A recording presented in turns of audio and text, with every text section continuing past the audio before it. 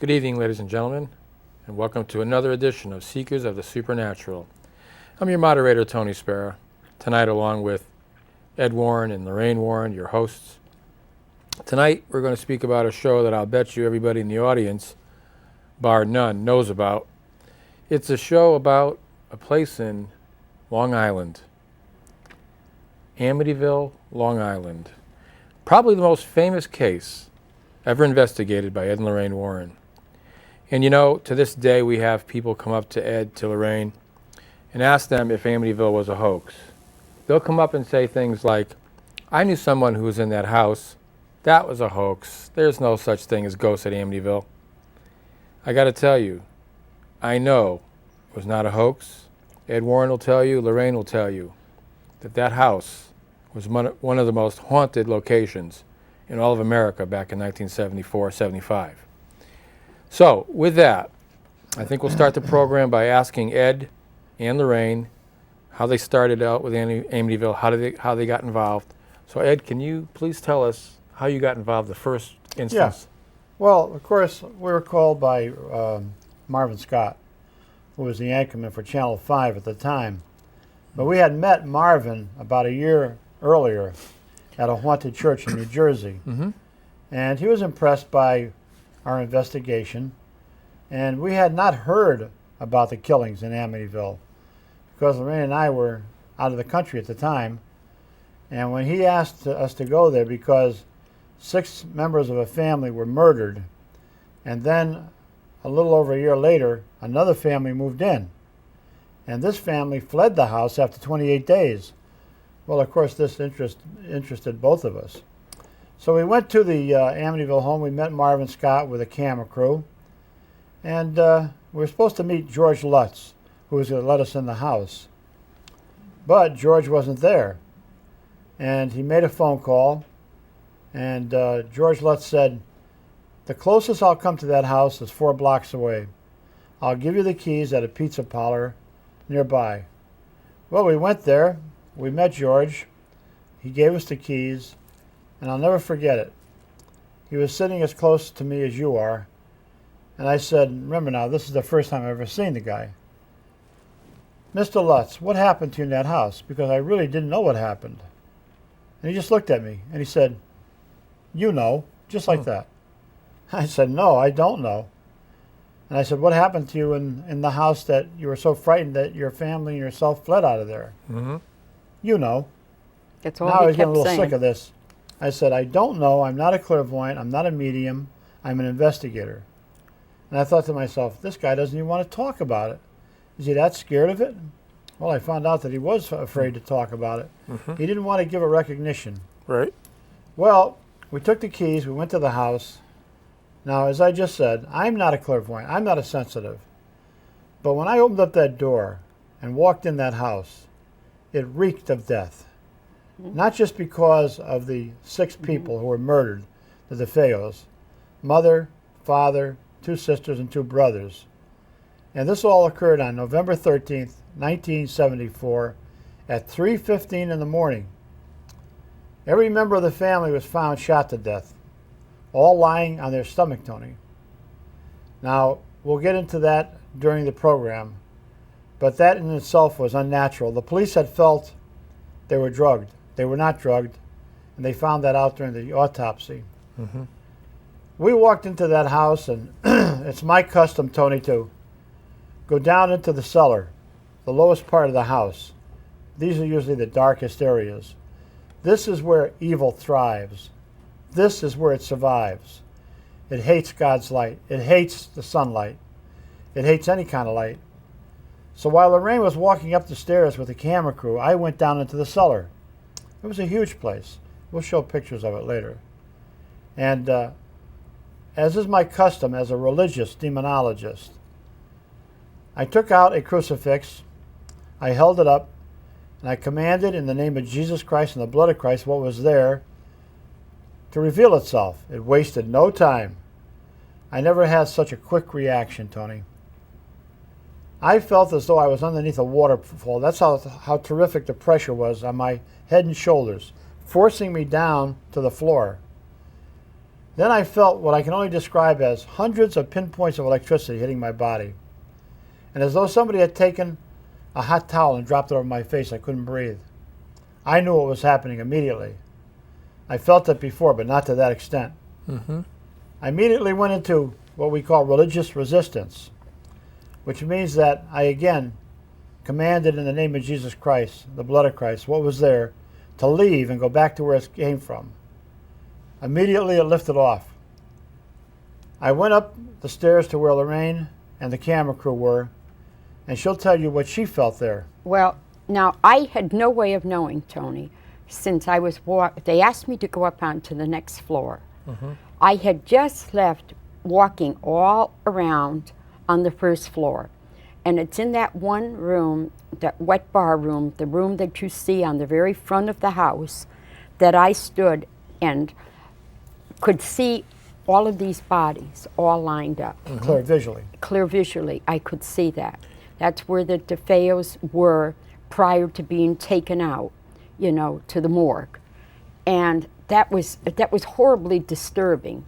And I remember I took that relic, a Padre Pio, which no camera person knew I had, and I cupped it in my hands and I prayed, you know, to him. Right. Now that is the room where the image of him, Padre Pio, it was picked up on film. We probably have a slide of this. Yeah, we're going to have a slide of it, Tom.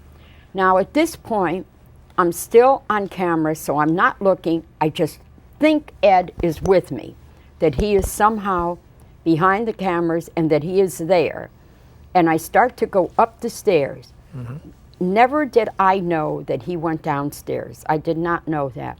I started to go up to the first landing where the great big window is.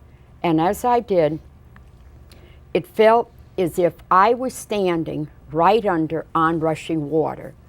And it bothers you. It's a pressure that's on your body to such a great extent. What happens is that the atmosphere actually solidifies in homes like this. It's like trying to penetrate a wall of cement, really. So I got up, I made it up to that landing, and again, I cupped that relic of Padre Pio and asked for his help, his guidance, and made it up the rest of the way. When I got up to the top of the stairs, remember, I'd never been in this home. I knew nothing about anything about it, nothing about the history at all, Tony. It was just another haunted house, except that we were on camera.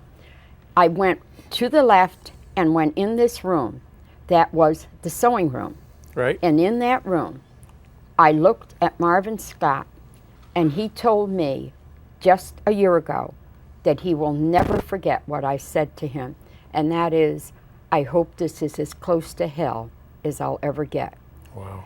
And in that room is where Father Pecoraro was told by an unseen voice to get out. It's the room where the hundreds of flies were killed. That's all. He was also slapped in the face at that time. Yes. Which a lot of people don't know. They think that the voice was the only thing he heard. After he heard the voice, he felt a physical slap in the face. He told me this himself. He repeated it to reporters. It's on official file. There's no two ways about it. No. People have said, there never was a Father Pecoraro. And we couldn't even mention his name for the first 2 years until we got permission to do it. Now, a lot of people out there have heard the Amityville horror is a hoax. Why do you think that is? Because the atheists want you to think it's a hoax. They don't want anyone out there to believe for 1 second that a home like in Amityville could be haunted by diabolical forces, which it was. Their aim is to kill any belief that you have. Because if you believe that there's such a place as Amityville and a horror that was in that home, you might believe in a supernatural God. Right. They don't want that. No. You might believe in a devil. They don't want that either, because a skeptical public is the best protection that devils have. And devils do exist. Demons do exist. And 25 years ago, just like in Bridgeport, Connecticut, when we went in on the Lindley Street case, 966 Lindley, I offered a $3,000 reward to anybody, and I'm offering it again. Anybody out there that can come to me and prove, the first person comes to me and proves that the case on Lindley Street was a hoax, I'll give them $3,000. Anybody that can come to me, the first one comes to me and proves that there was a hoax committed by the Lutzes, ourselves, Prentice Hall, the priest, and anybody else in Amityville, I will give them $3,000. Nobody has ever come to collect that money because both of these cases were very genuine and both of them made international headlines. This is what the atheistic community hates. They don't want you people to believe out there that such things as devils exist. And even the church today is tight-lipped about what's going on. What's going on with the church? That's what I want to know. Right. Now, I know we have some slides that we're going to set up, but while we're setting up the slides, Lorraine, and getting that all set, what was your sense in the house? How did you feel in that house during the investigation? My immediate reaction, Tony, when I walked in was terrible depression. You're in a home where so many people had died violently. Then a young family had moved in and they fled, leaving everything. You look all over, Tony, and it's like you're in somebody's home that they just walked out of or going to the store and they're coming back. And it was just overwhelming feeling of depression. Everything was intact. Everything. Clothing in the closets, the dishes, the pans, cookware, everything you could, just like you have in your home right now. They left it. They wouldn't take one thing because the priest told them not to take anything out of there with them. Oh, okay, all right. Yeah, he told them not to take I think the slides are almost ready. Now, if we can go to the slides, Ed, did you want to talk and tell us what we're seeing on the slides? Yeah. I think we're going to go to the first one now. As soon as we get to camera one, I think it's just going to be a slide of the... Okay, That's that of course is a sign of Amityville. And Amityville means friendly village, you know. Oh, it does? Yeah. Maybe that, and do you know what the latitude of that is? No. 40.666. Really? 40.666. Right where the house is. Oh. Next. Okay, that's the house as it looked at the time of our investigation, of course. Now it's been changed around. Oh, yes. I guess the people, the guy that owns it doesn't want to be bothered, and I don't blame him, because there are vandals who create a lot of nuisance. But you see, where that car is parked, People magazine reporters also parked their car there. The Cromartie family, who bought the house after the Lutzes fled, from what I understand, there was a deal made with American International Pictures to sell that house for $250,000 to them so they could use it in a movie which was to be made. Well, of course, American International Pictures was not allowed to film there because of the town fathers or the neighbors, and they got stuck with a pig in a poke. And they claimed that it was a beautiful house. Nothing ever happened to that house. There was nothing but good feelings in there. How could you have good feelings in a house where 6 people were murdered Yeah, you couldn't. and 5 people fled? How could you have good feelings? You couldn't. No. But they got into that car there, their car. It burst into flames. When they were walking around in the house, they could smell this foul odor. And they said to Mrs. Cromartie, "What's that stench that we smell?" "Oh, I dropped coffee on the rug about a week ago." You should never drink that kind of coffee, believe me. No. What's the next slide we have, Ed? What's George and That's Kathy there's Lutz. George Now, and not too Kathy. many people have seen photographs of George and Kathy. You look at that guy. Does he look like the kind of a guy that would run away from nothing? Does he look like some kind of a wimp? No, he does not. And this man and his wife had spent all of their down payment that they got from Kathy's home that she sold and money he had from his business, put it into that house. 28 days later, they're going to flee that and leave everything behind with all their earthly belongings? no, that's- This guy was an ex-Marine. He was a black belt in karate. He hung around with motorcycle gangs. Hey, this guy doesn't run easy, He believe doesn't me. scare easily. No way. he doesn't scare easily. There's George, happier That's- days when they first moved in. They bought the house, you know, on the Amityville River for $50,000. Pretty good price. That was some buy. Was that a lot of money back then, though? It had a pool. Yes. It was? No. It wasn't a lot. No, you mean this to buy a house on the river? Oh no, Tony. Probably should have been more. Who would Oh, buy sure. a house? Who, except George said, When the dead are dead, that's it. They don't bother you. I mean, it was a lot of money, Tony, but it But not wasn't enough for absorbing it. that house. Yeah, because it had everything. George was an atheist, you know. Yeah. Today he's a devout Catholic. Oh. He attends church daily, and his wife. There's Kathy. There's Kathy in Happier Days. She was a waitress at that time. Yeah. And this was to be their dream house. You know, Right. this is what they saved for. This is what they wanted. Right. They were newly married. The 3 children, of course, were Kathy's, but George treated them like his own children. Oh, he course. did. He was Of course. very good to the children. And Yeah. there's statues. Now here's my argument right here, ladies and gentlemen. Look at those statues. You know where they came from? Nope. Montreal, Canada, from Yeah. St. Joseph's Shrine. Okay, I heard of that. Mr. DeFeo, who was murdered, the man that was murdered in that house with his family, went 6 months before he was murdered up to Montreal, Canada, brought back a priest who was an exorcist to exorcise that home. Now, if that house wasn't haunted, why did he go up and get an exorcist? Why did he bring him back before the Lutzes ever lived there?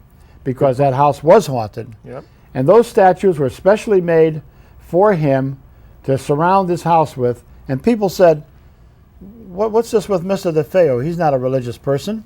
What's all the statues? He said he had a devil on his back. Ooh. Now, what he was talking about, of course, was his son. Yeah. His son, who he felt did probably come under oppression and possession at times, was into the black arts, was on drugs, and who eventually murdered every one of them. So that's what those statues are about. Okay, next. And here There you it have is. the Amityville River. Look at that property. Okay, look at the Tony. boathouse. There's the house in the background. $50,000, ladies and gentlemen. That'd be like $500,000. That's more right, Than that. more Oh, than yeah. that, on the Amityville Oh, River. yeah. But look at the boathouse. That's That's the where boathouse in the background. an Indian tribe had kept prisoners, dying prisoners, went mad, starving. And, you know, tragedies like this draw inhuman or diabolical spirits because they love to see human misery, human tragedy. And I believe that's where it all started. But George also had a brand new boat in there, brand new, with $500 worth of tools that he left behind. And his motorcycles. 2 motorcycles, custom made. Wow. A man like that doesn't leave all that behind. No, absolutely not. No. Look at It's at how the kitchen, look how right? it looked, Tony. That's the kitchen. In other words, the plants are there where she had watered them and left them on the counter Yep. to drain. The dishes from supper are right in the sink. Wow. That And they the- were just like that when you went in to Yes, investigate later. exactly. Just exactly that way, Tony. They fled that house. Oh, yeah. They were That's- frightened. Just exactly We've that seen- way. Hundreds of other people just like them. This is nothing new to Lorraine and I. You know, for every Amityville that gets publicized, like the Smurl family, the Gooden family, there's 500 that never reach the public. Oh, yeah. So this here is not unusual to And see homes Tony, like this fled. I remember these bolts of Now, material. who's that in the middle? Me? That's Jim Brolin. I know. I understand Yeah, that. that's James Ji- Brolin. That. And that's you, and who does his wife next to him? No, that's a girl that he had just met, and they were dating at that time. He was leaving, we were leaving that day for Australia, Ed and I, and he was leaving the next day, and he wanted so bad to go with us, but they couldn't change the flights. Well, you know what he told us? He would go over to the Amityville home, and he'd park out in front, and he'd look at the house, and he thought, I'd like to go over and knock on the door and see if I get in. But then again, he said, no, I'm not going in there. He Really? wouldn't go in because he was frightened. He was, yeah, he didn't want to subject himself to that. What a wonderful Nice person guy. he was. He's a nice guy. Oh, Nice person. Really I nice like him. guy. Very nice guy. Now, what's that? Now, that's the 2 camera guys? cameramen that came in. Both of these men knew combat assignments, Tony, both of them. They had such severe heart palpitations Most in of the men did. in that house that they got down on their knees on the floor in the house. And it was just unbelievable. Do you know, Tony, that all of the men, men, not women, Yeah. all of the men going into that house have all died of heart-related problems. Except Ed. And Ed had a heart attack sometime after going in the house.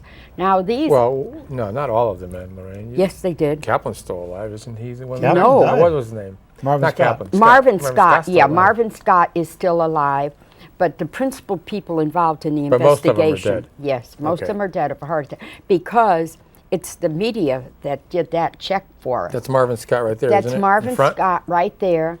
That's Dr. Brian Riley sitting next to me, a parapsychologist from England.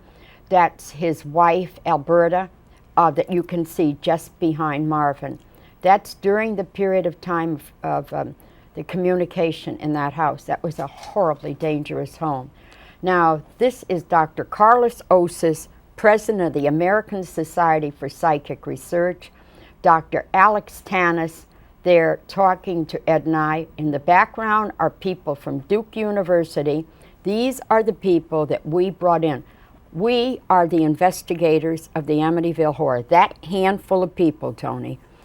The media. That's it, huh? That's it. That's all. And people came out of the woodwork after reading a book, making all sorts of statements regarding the fact that was hoax, based on a book, based on a piece of literary property. They're saying that the case was a hoax, not based on an investigation. This is Marvin Scott again. That's Marvin again with Alberta. But look at the silverware in back of Marvin Scott. Look at them. Right. Them Look are at the all valuable heirlooms. china in the china closet Yeah. there. And what kind of dishes are on the wall there? I Some kind of I very can't valuable see I what they forget are, what but they they- were, but they it was a left everything. collector. They left everything they had. Yes, they were collector items. Now, the man who is on our right and on the right on the looking screen, over Lorraine's shoulder. looking over my shoulder, he was very badly affected in that house. And he was from Duke. Duke. And he collapsed, Tony, and had to be taken out. The man in the middle has died of a heart attack. Really? Yes. Oh, boy. Yes, he had died of a heart attack. Now, Missy's bedroom. this is Missy's bedroom. Are you aware that the children and George and Kathy slept in the very beds that the DeFeos were murdered I in? heard that, yeah. The only thing changed were the mattresses. That is the furniture of the little girls, and that's the room where Missy slept. But look Now- at the rocking chair. George and Kathy would hear a voice coming, and they'd peek in through that door over on the right. And they'd see that rocking chair going back and forth by With itself. nobody in it. Nobody in it. And the they'd little come in girl. and see what they described as red eyes looking in through the window over there. And the little girl would talk to that. Now, this man was one of the parapsychologists with the group, Jerry Solfin. He now has his doctorate in parapsychology, and as far as I know, is still at John F. Kennedy University. Okay. Another shot? See where the sign is, where it had the sign there? The pole, yeah. Tony, the sign read, High Hopes. That's But- it? Yes, You how see sad. you see where the boathouse is down there? Yep. One night, George, Kathy, and the three children were watching television. They looked out the window there, and they could see again the red eyes that they described as Jody the pig. He ran out, George. He looked, and it was snowing lightly. And he could see hoof prints, leading down to the boathouse. Mm-hmm. He went down there, and the door was damaged, as if somebody had smashed into it. Now, people said, well, there was no snow called for that night. The Weather Bureau didn't call for snow. The Weather Bureau is never wrong, are they? But did you ever see it snow on one side of the town and not on the other side? Sure, Yes, sure. positively. So they picked on little things like Little this. things, they grabbed it. Yes. Again, these are shots. Oh, there's the master bedroom. Now, there's the bed where Mr. and Mrs. DeFeo were shot to death in. And to sit on that bed, Tony, was absolutely horrible. I sat was? on the edge of the bed in that room. Yes. There's the red room, the so-called red room, and that's where he kept a lot Who's of he? the But tools. the red room, Ronald DeFeo? Ronald the red room DeFeo. as they call it, though, was It's nothing just more than a cubby hole. under It the went stairs. in, it was about maybe 8 feet long by 4 foot wide.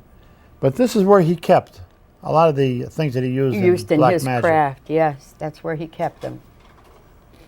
That's myself talking with Dr. Carlos Osis and Alex Tanis, who told Alex told Ed that afternoon that he came up against the most powerful evil force he ever felt. Well, Alex Tanis Well, look at he his looks like a face. devil to me. Yeah. Alex looks like the devil is still in him. does. He looks like he's going to bite into Now, what's my this neck, shot of? doesn't The he? sewing room? This is the sewing room, Tony. There's the room where I looked at Marvin Scott and said, I hope this is as close to hell as I'll ever get. And that's the room where the priest had told the voice told him to get out, What's this? and was slapped in the face. We only got 3 minutes left, so I want to get more of these slides Oh, in. yeah. All right. And this is what taken going up the stairs. You know what I'd like you to spend the 3 minutes on, Tony? That polygraph test. You would? Yes. Yeah. I That's think we've seen very, enough very pictures right important. now. Okay, This so is what we'll made do by is the we'll chief- shut off the slides, and then we'll go to, I have this, Now, this ladies is a and gentlemen, document. This is a document. You want to explain it? You want to explain Yes. it? This is a document from Mr. Chris Gugas, who was president of the Polygraph Association of America at the time of the hauntings in the home in Amityville. He had tested both Mr. and Mrs. Lutz and another polygraph expert. And here is the results. Okay, I'm going to read this. This is by the Professional Security Consultants. Okay, here it is. Regarding George and Kathy Lutz, dear Mr. Moses, on June 19, 1979, a polygraph examination was conducted on George and Kathleen Lutz at this office. The issues to be resolved concerned events which took place at the Lutz's home in Amityville, New York, during December 1975 and January 1976. Mr. Lutz's examination was conducted by Chris Gugas, and Mrs. Lutz was examined by Michael Rice of this office. Both examiners reviewed a book written by Jay Anson, which presented the Lutz's experiences during the period. Both subjects were then interviewed in depth by each examiner in order to make certain that each person understood each critical question to be asked on their examinations. Excuse me. Following the initial pre-test interview, stimulation tests were then given each subject in order to determine if they would be suitable subjects for the polygraph. Both examiners were satisfied with the results of their stimulation tests. Then the actual exam was undertaken. Polygraph instruments were used which recorded blood pressure, heart rate, respiration, electrodermal resistance. Both subjects were in good physical condition. The following critical questions were asked Mr. Lutz by Mr. Gugas. Are the details you gave me on your frightening experiences at the Amityville house true? The subject answered yes. When you fled your Amityville house, were you in fear of your life and the well-being of your family? The subject answered yes. After leaving Amityville, did you and Kathy both levitate at your mother-in-law's house? The subject answered yes. During your 28 days in Amityville, did you experience unexplained flies and disturbing odors on several occasions? The subject answered yes. At the Amityville house, did you hear what sounded like a marching band tuning up in the middle of the night? The subject answered yes. A total of 4 charts were made, which included irrelevant and control questions as standard procedure of the polygraph. It was noted that Mr. Lutz's blood pressure tracing revealed extrasystolic heartbeats as a regular pattern throughout his exam. This does not affect his examination in the final evaluation. This condition is not unusual for persons with strong athletic participation. After reviewing the charts containing the above critical questions, it is the opinion of Mr. Gugas that Mr. George Lee Lutz answered truthfully to all of his critical questions asked in his examination. There's another one given to Kathleen Lutz that gives similar results. Don't have time to read it. After Mr. Rice evaluated Mrs. Lutz's charts, it was his opinion that she answered truthfully to all the critical questions listed above, and that no deception was indicated to any of those questions. Respectfully submitted, Chris Gugas, Polygraph Examiner, member, American Polygraph Association. Michael Rice, who did Mrs. Lutz, Polygraph Examiner of the California Academy of Polygraph Science. This is a document, personal and confidential, that was obtained by Ed and Lorraine Warren. So it's not a hoax. No. It was No what? On way. a scale of 1 to No. 10, we don't have much Remember, time. my offer still goes. On a s- Anybody out there says Amityville's a hoax can prove it to me. Come to me. I'll give you $3,000. The first person that comes right to me. There you have it. $3,000 to anybody who can prove Amityville's a hoax. For Ed Warren, for Lorraine Warren, I'm Tony Spera. Thanks and good night. Good night. I think that Yeah, it was. Strong. nobody's going to Yeah.